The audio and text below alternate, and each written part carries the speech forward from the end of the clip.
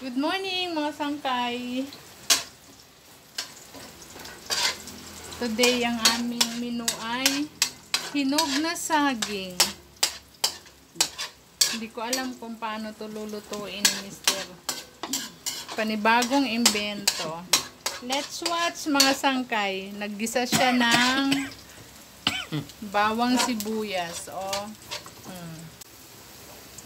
Panurin natin ang kanyang menu. Parang first time ko lang yan ma-encounter yung ganyan.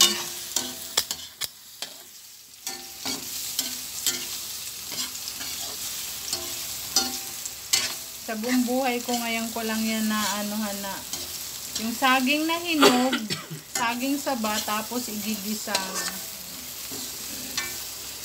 Kasi ang alam ko lang sa amin, ang saging ginagataan, nilulugaw, hindi ginagawang gulay. Pero sa mga Bicolano, ginagulay yan eh, hinog na. Pinakagulay nila.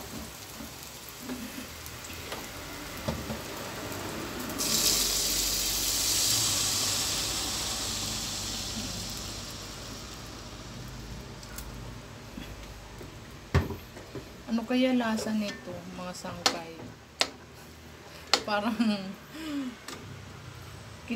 kinikinita ko na. Hi.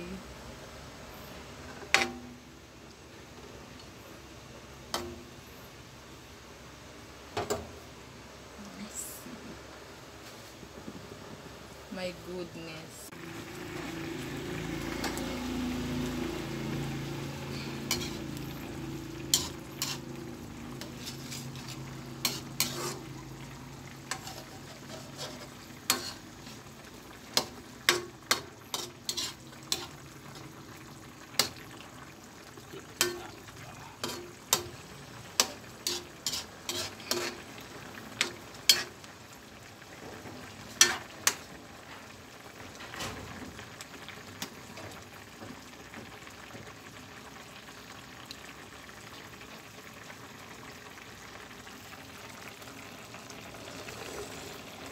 Higo.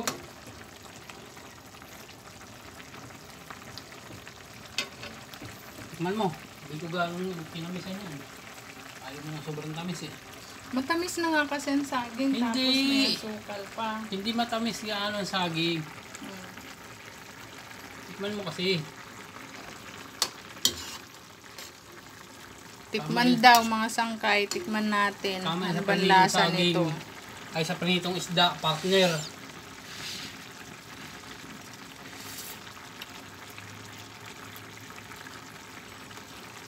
So weird ang lasa. Ay, sus.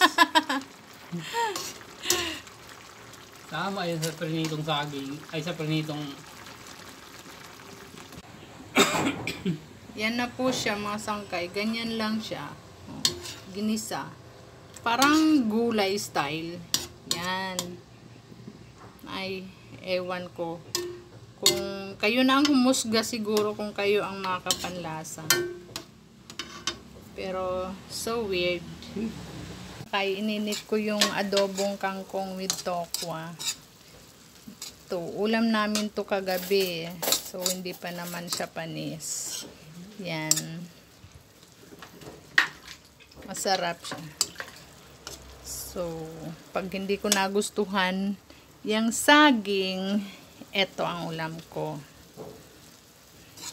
With matching pritong isda. Okay na yan siya.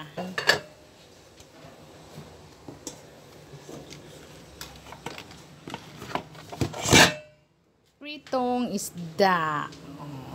Diba? Yan.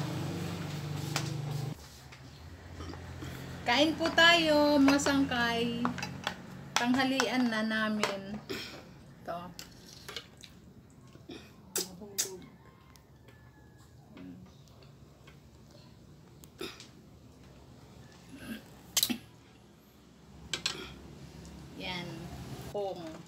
With matching pritong isda. Okay.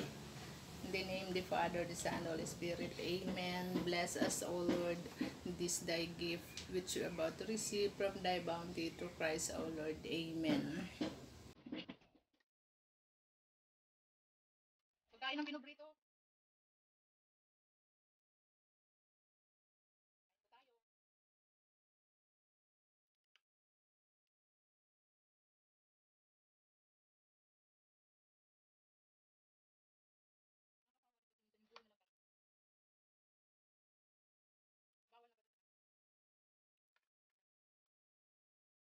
Bawal ang bawal ang karne kasi mahal na.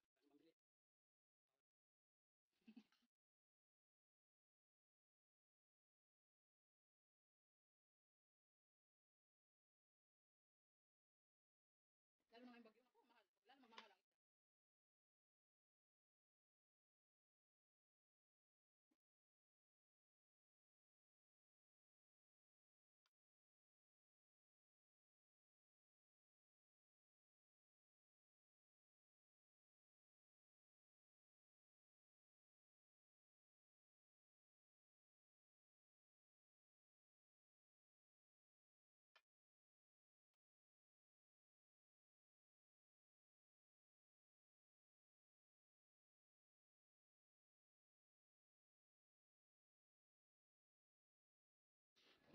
Galit-galit muna kami mga sangkay. Basta oras ng kainan.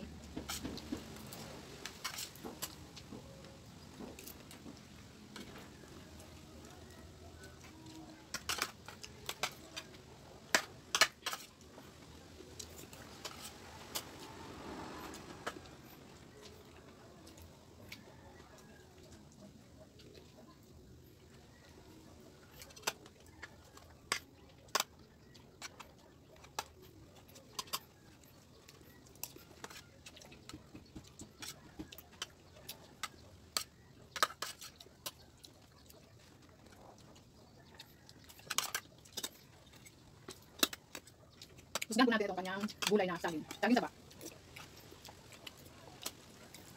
In fairness, masarap siya.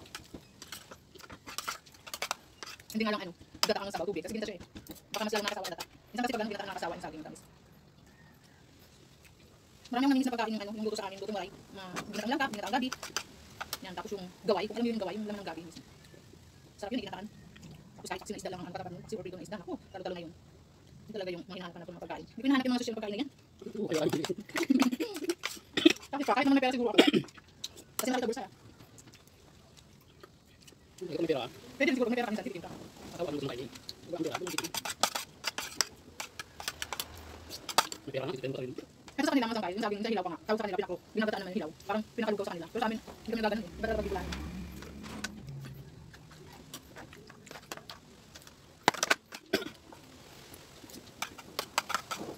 Ako kain ng lagi. Luweta.